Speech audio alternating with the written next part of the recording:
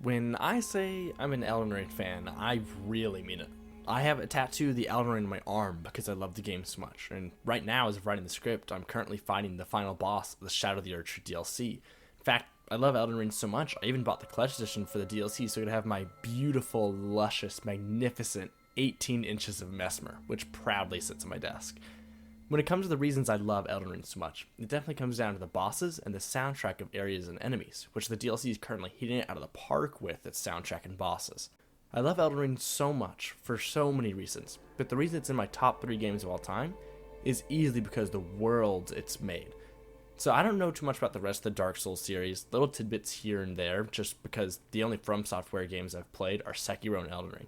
But I do know that the rest of the work they've put incredible effort into their stories, and they've nailed what is easily my favorite kind of storytelling in games: environmental storytelling. Sure, they have plenty of storytelling where there's very quote-unquote straightforward with their story, with Elden Ring having most of its story known from item descriptions. But they also do so much environmental storytelling that crafting their beautiful areas. So I just wanted to talk a little bit about it, show what makes me love the lands between as much as I do, and just show the neat things that they do in the story that elevates to such a high level of storytelling. The world of Elden Ring is just beautiful. It has a lot of really cool and amazing areas with even more beautiful designs for characters and bosses.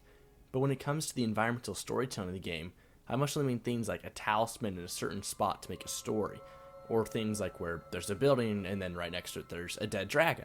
Just the things that when put together makes its own story, like you can kind of infer what happened or try to take a guess at what happened. So when I'm talking about like my favorite examples of it, it doesn't mean that I've missed others or I think other examples of it are just really lame. It's just these are my specific favorite moments that I think of all the time when I think of Elden Ring. There's lots of kinds of environmental storytelling in Elden Ring. That's what makes it so interesting to explore. One of my simple but favorite ones is when you get the Long Tail Talisman. Talisman makes it where you don't take any fall damage when you hit the ground, unless you'd be taking lethal amounts of fall damage. It's a pretty shitty talisman, but it's cool because the body you get it off of actually seems to have died by falling off of a mechanism that the player even uses to get to that certain area. It's a small but fun piece of environmental storytelling, something not important to the main plot, but something that's still cool to notice, and that the game is full of moments just like that, which is why it's always super enjoyable to just look around in the areas you're in to see if there's something you can try to infer, something you can try to understand.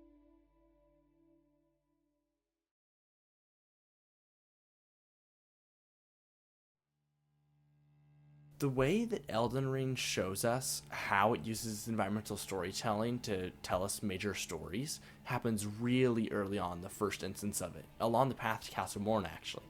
When you enter the area, you're likely to come across a maiden named Irna, and she asks for your help. And if you go up just a bit up the path, you'll find what remains of their carriage. It's shattered across the ground, a lone giant still trying to pull the destroyed remains. Humans strewn across the ground, soulless and spent, no longer able to keep on living. And just up the road from there rests a group of monsters, misbegotten. And what are they doing? Hacking bodies and bones apart to feast or to simply destroy in their hate for humans. It's brutal. It's super extreme because you just met someone asking for help and then suddenly see what happened to a small group of people that she wanted to be saved. If you continue up the path and eventually arrive to Castle Morn, you'll see what is probably the most brutal scene in the game. Misbegotten burning a giant pile of humans, and not just a pile, it's a mountain of the bodies of the dear men Irina was begging you to save. And what I think is the most interesting is that next to Misbegotten there is a Pumpkinhead enemy, who is well known throughout the game if you read the descriptions as a PTSD-ridden gladiator who has broken through many years of fighting. And what's so interesting about this is that the Misbegotten don't seem to harm or hold him hostage, as if they see that the Pumpkinhead, who's gone through so much similar treatment as them, as an equal. Someone who was used just as much as them, treated just as terrible as them. And the further you make it through the castle, you'll see fights between soldiers and Misbegotten. And it's so interesting because I've reloaded the area to see what happens multiple times, and no matter what, the Misbegotten always beat the knights, even when outnumbered on the roof. It's a kind of storytelling just shown through careful speculation of the fights. The whole scene is just terrible, but just a little bit further ahead down the side of the cliffs, there's actually a cell with a noble soul begging to be freed, and that the pain is terrible, that to die to the misbegotten is dishonorable. And in a room just lower from that, you'll find a whip. It's crazy because you would think that the whip was used on him originally because he was there in a torture chamber, but looking at the whip's design, it was made to be held by a human's hand, not made for a misbegotten, which makes you wonder just what might have been in that cell before. And I'm not talking about a creature, but what terrible deeds might have been done in there. And what really puts the cherry on top is that once you beat the misbegotten Leonine down at the shore and claim his weapon, the weapon's description tells a story about a rebel that fought against and originally took Casa Morn. And it'd seem that perhaps history's repeating once again.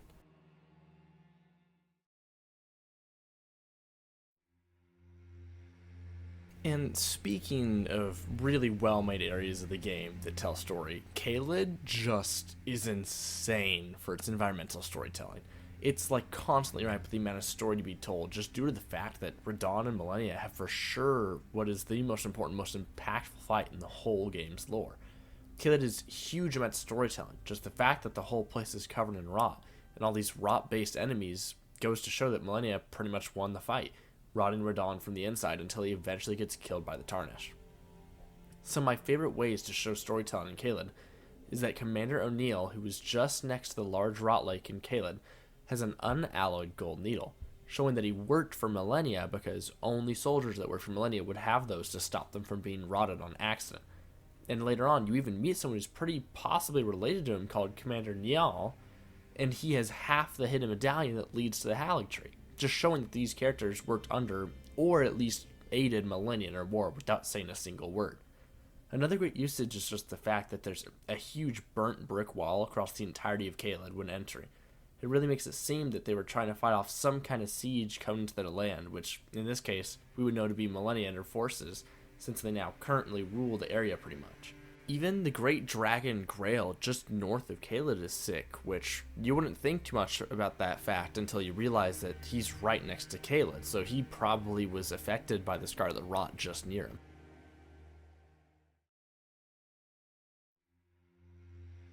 At one point in the game, pretty early on, before even entering Stormvale Castle, you'll most likely run to a woman named Rodrika, and she gives you summoning ash to summon a spiritual jellyfish, which, if you read the description for it, you find out it says that this jellyfish's name is apparently Aurelia. And it's really interesting because there always seems to be a bunch of jellyfish around random points of the world, even if there's absolutely no water nearby. But even so, you'll just still find them everywhere. And a super cool explanation of what they might be and why they came to exist is the fact that in the Giants Mountains, there's a tree with lots of graves underneath, and what happens to be written on a grave that's in pretty much the last minute of the game? Aurelia. It's her grave, which might mean that the jellyfish are actually souls of once living things, which would kind of explain why even at Castle Morn, when you get to the bottom, there's plenty of graves with a huge abundance of jellyfish. But that's just kind of a theory of mine, and that's what's so great about environmental storytelling. You can take it your own way, not just be told something specifically one way, but you can theorize, hey, there's graves here, and there's jellyfish here, and there's also the same thing across the entire map, but there's nothing corresponding. This probably means that jellyfish might just be the spirits of dead people.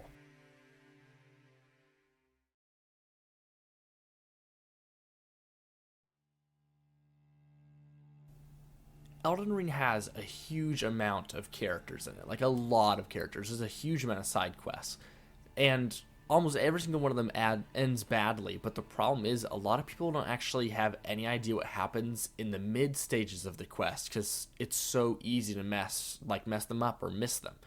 So a cool, interesting story, which might actually help some people understand what happened to the character, is about the first character to offer you help for a boss, Sorcerer Rogier. He helps you fight in Stormvale Castle and is seen at the Round Table Hold after, and even sells you items and sorceries. Though later on in the playthrough you'll go back and see that suddenly he's grown ill, unable to move his legs anymore, and his condition is worsening.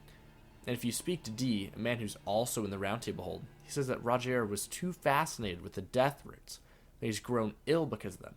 But if you look even closer and find a bloodstain underneath Stormvale Castle, you'll actually find that the bloodstain is Rogier's. If you compare it to an animation that plays when you get death blighted by certain enemies in the game, it's very similar. It's almost telling you that he's been death blighted and he's now dying to an incurable disease shutting down his body.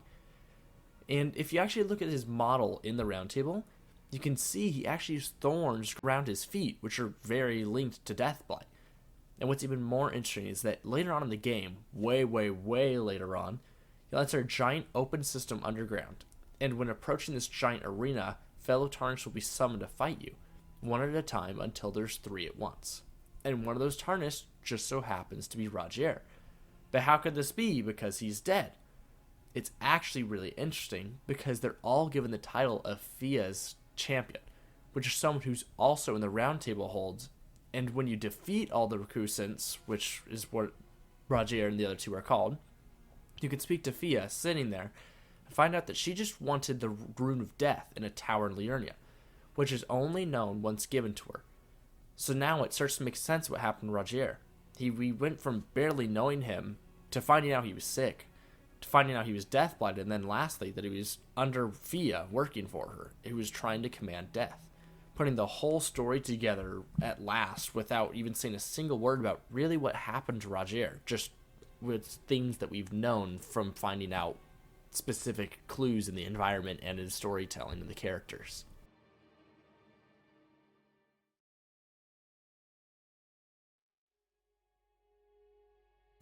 Now, when it comes to areas of the game, this one isn't my favorite, probably my least favorite, but it does have a lot of interesting examples of storytelling through the environment. I already told you about the Longtail Talisman, but if you go even further into the Learning Academy, you'll probably find one of the funner uses of environmental storytelling.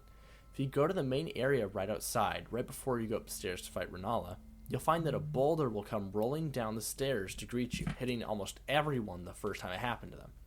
And knowing Elden Ring, it's not very surprising that it would just spawn a boulder on you. But if you climb the stairs and make your way to the top through some complicated steps, you can climb a ladder and make it onto the roof where the boulder falls and rolls down the stairs. And crazy enough, there's students creating boulders and dropping them. And if you kill them, it even stops spawning the boulders entirely. Even if you reset or reload the environment, those students never come back.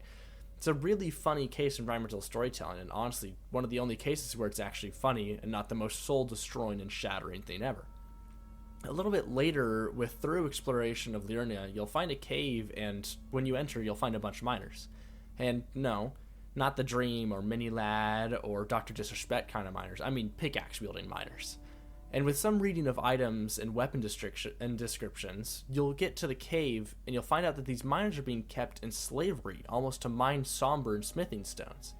And then eventually, when you make it to the boss arena of the mine, you'll find that inside is a falling star beast. And why is this important? It's because the falling star beast actually causes minerals and stones to grow from its surroundings.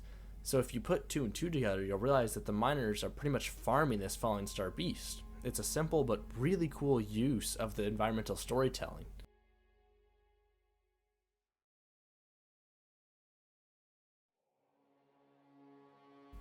Now, what shocked me the most, but isn't very surprising when writing the script, is the substantial amount of storytelling about Miquella and Marika / Radagon, without even seeing them, at all. One of the big ways I found Elden Ring teasing to who Queen Marika's character really is in the royal capital, where there's a statue of Radagon, one of Marika's husbands. And if you specifically use the spell of Law Regression near it, it'll actually reveal that the statue was originally Queen Marika, not Radagon. Which, I'm going to answer your question, why does this matter at all? It's just a statue. Well, with the large amount of random evidence found throughout the games, and throughout Corrin and Goldmask quests, you find that Queen Marika's second husband, Radagon, is quite literally her. The whole story being that to ascend to a higher godhood, you cast away everything about yourself and you'll no longer be bound by things. But while doing that, Queen Marika had cast away enough that a whole nother human, Radagon, was made from her. And then she had kids with him / herself. It came out to be Millennia, Miquella, and last but not least, Messmer. And because she had kids with herself and had committed a sin such as that, the world decided to punish her by cursing all of her children. Messmer having a world-ending serpent, Millennia being born with Scarlet Rot, the first time it had been seen in the Lands Between, and Mikla was cursed with infinite youth. He would never age like anyone else. So you could take the super long, complex version of the story where you to throw very, very random hints together that paint the whole story, or you could use law of regression in the capital and take the statue turned from Radagon to America extremely literally without asking any questions.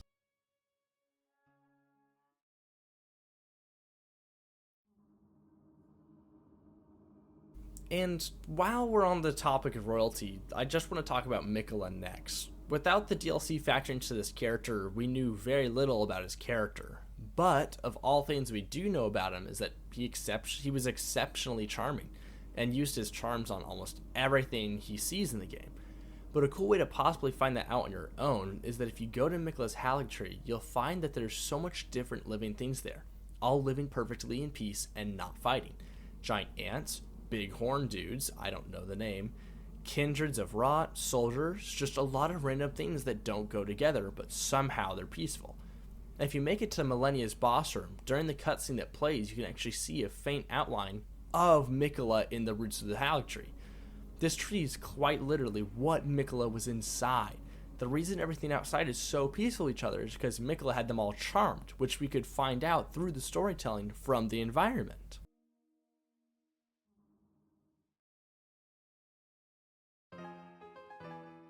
Now, with all that out of the way, I really do hope some people watching this video might be able to see and understand why I love the environmental storytelling of Elden Ring, and why it can just end up being my favorite way to tell stories. The possibilities of how the player can interpret are insane. It can be right on or across the entire country accurateness. I might make another video about Shroud of the Erdtree because the story there is absolutely amazing, but don't quote me on it. I make videos when I've got the time and motivation, so this video is a bit out of left field. But if you're into random rants about literally anything in video games and movies and film, you've come to the right place. Everyone watching, thank you for being here, and have a good rest of the day or night wherever it is for you.